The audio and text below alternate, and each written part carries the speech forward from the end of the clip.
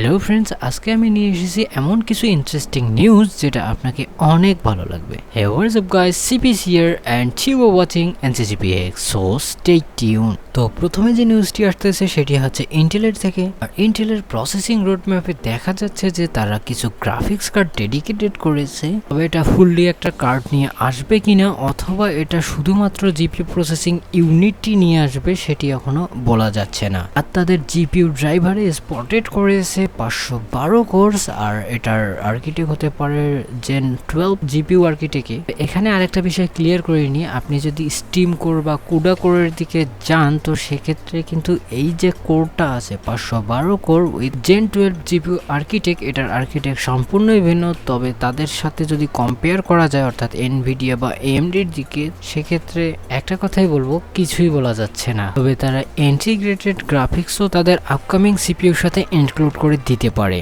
তবে আমার এখানে ওপিনিয়ন হচ্ছে সেটা তারা করবে না, কারণ তাদের ইচ্ছে আছে, অনেক দিন থেকেই করতে যাচ্ছে তারা একটা ডেডিকেটেড গ্রাফিক্স কার্ড তৈরি করার জন্য। আর তাছাড়াও ইন্টেলের চিপ আর্কিটেকচারেরও রাজা কাদুরি তিনি বলেই দিয়েছেন যে তারা সামনের রোডম্যাপে কিছু করতে পারে। তারপরে যে নিউজটি আসতেছে সেটি আরো অনেক ইন্টারেস্টিং, তার কারণ আপনারা হয়তো জানেন যে X570 মাদারবোর্ডগুলো যেগুলো ফ্ল্যাগশিপ সেগুলো তো কোনো সমস্যা নেই, বাট যেগুলো নন ফ্ল্যাগশিপ যেমন ASUS এর প্রাইম, টাফ অ্যান্ড MSI এর গেমিং প্লাস অ্যান্ড গিগাবাইটের যে নর্মাল মাদারবোর্ডগুলো আছে সেগুলোর সাথে একটা কম্পেয়ার হয়েছে, আর যেটি অনেক ইন্টারেস্টিং। তার কারণ আপনারা বুঝতেই পারছেন ASUS ক্লেম করেছে যে তাদের যে মাদারবোর্ডগুলো আছে সেগুলো অন্যান্য মাদারবোর্ডের তুলনায়, অর্থাৎ যেগুলো বাজেট সেগমেন্টে থেকেই আসে, যদিও বাজেট না, তো সবচেয়ে বেশি ইন্টারেস্টিং কর পারফরমেন্স দেখিয়েছে তারা এতে। আপনি যদি একটা বিষয় নোটিস করে থাকবেন, যদি আপনি মাদারবোর্ডের উপর ইন্টারেস্ট রাখেন তাহলে আপনি দেখতে পারবেন যে একটা চিপসেটের উপরেই তারা কিন্তু অনেকগুলো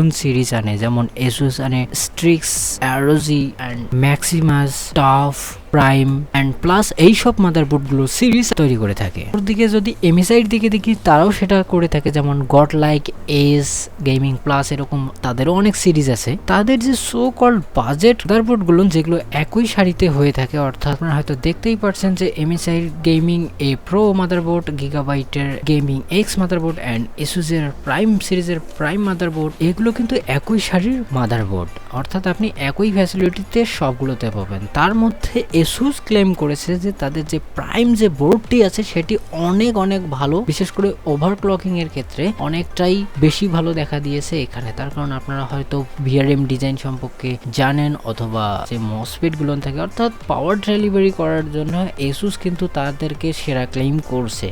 অ্যান্ড আপনারা দেখতেই পারছেন যে এখানে একটা সিম্পলি সিপিইউ ওভারক্লক অর্থাৎ ওসি পারফরমেন্স এখানে দেখতেই পারছেন, যেখানে ASUS প্রাইম 3.8 GHz করেছে এই জেনারেশনে, অর্থাৎ Ryzen 3rd জেনারেশনের সিপিইউতে 3.8 GHz অ্যান্ড 3.5 GHz হচ্ছে গিগাবাইটের গেমিং এক্স অ্যান্ড MSI এর যে এ প্রো মাদারবোর্ড সেটি করেছে 3.1 GHz। অর্থাৎ এই সেগমেন্টে থেকে তারা অতিরিক্ত ওভারক্লকিং এর জন্য তারা নিজেকে কিং মনে করছে।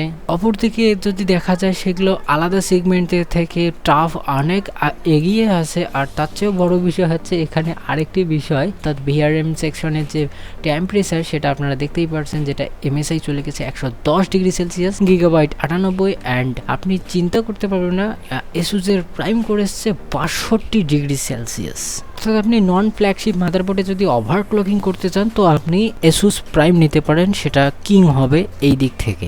তারপরে যে নিউজটি আসতেছে সেটিও হচ্ছে ওভারক্লকিং নিয়ে, অর্থাৎ Ryzen এর 3rd জেনারেশনের যে সিপিইউ গুলো আছে সেটির মেমোরি ওভারক্লকিং নিয়ে। আর একটা বিষয় হয়তো আপনারা সবাই জানেন যে AMD Ryzen সিরিজের সকল প্রকার সিপিইউ হাই ফ্রিকোয়েন্সির মেমোরিকে সমর্থন করে, অর্থাৎ আপনি X570 মাদারবোর্ডগুলোতে 3700 মেগাহার্টজ থেকে 4600 মেগাহার্টজ পর্যন্ত ওভারক্লক করতে পারেন, অর্থাৎ আপনার মেমোরি লেটেন্সি অনেক কমে যাবে।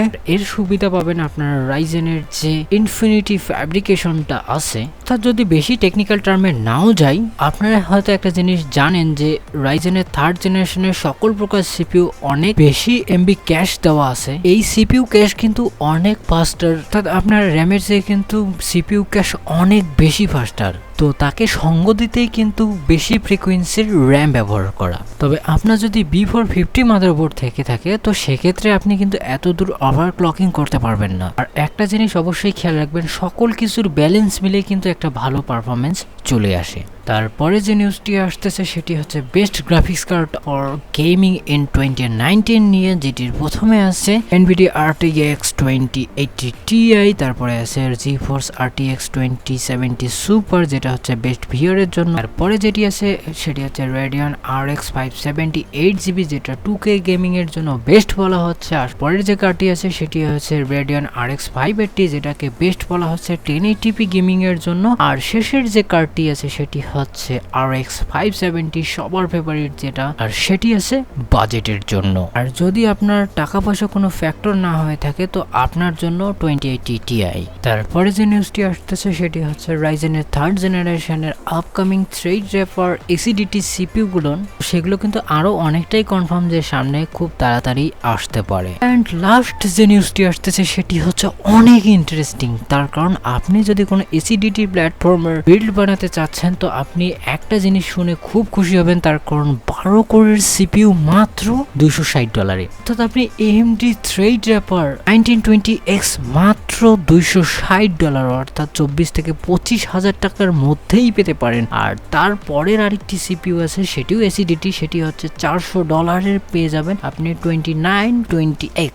আপনি একটা কথা চিন্তা করুন, হাই এন্ড সার্ভার বেস বা ওয়ার্ক স্টেশন বেস প্রসেসর ততটা বেশি পুরাতনও না এত কম দামে, এজন্য হিউজ থ্যাঙ্কস টু AMD। তো ঠিক আছে, আজকের মতো পর্যন্তই। যদি ভিডিওটি ভালো লেগে থাকে তাহলে অবশ্যই একটা লাইক দিবেন, আর যদি কিছু বলার থাকে অবশ্যই কমেন্ট সেকশনে সেটা জানাবেন। আর এখনো যদি আমার চ্যানেলটিকে সাবস্ক্রাইব না করে থাকেন তো অবশ্যই চ্যানেলটিকে সাবস্ক্রাইব করবেন। তো আজকের মতো পর্যন্তই, বাই বাই।